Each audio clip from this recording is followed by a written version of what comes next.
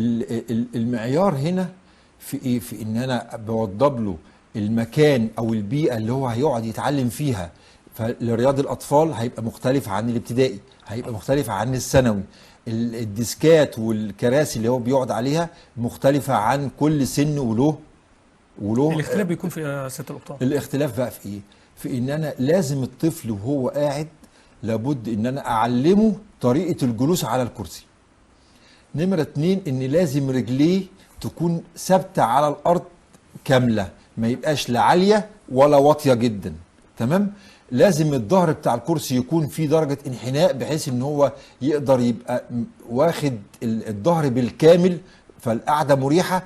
ارتفاع الكرسي مع ارتفاع الديسك لازم يكون ملائم لحجم الطفل، لان الطفل في البنيان بتاعه لابد ان انا اراعيه في ان انا ما اقعدوش على ديسك بتاع درجه بتاع ثانوي وهو لسه في ابتدائي. مش هقول لك في حضانه، في ابتدائي.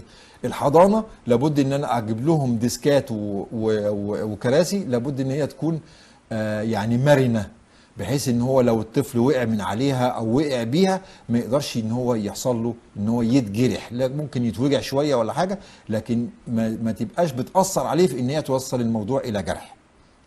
فاذا لازم، دي اسمها الهندسه، هندسه الايه، هندسه اللي هي الارجونومكس او هندسه الجلوس.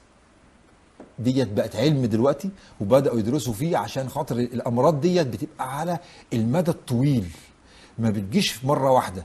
انا لما بكون قاعد وظهري منحني، بعد فتره سنه اتنين تلاته يبدا العمود الفقري عندي يبدا يوجعني، ويبدا بقى ان انا ابدا العلاج بتاعي وابدا بقى افهم في مصاريف انا في غنى عنها.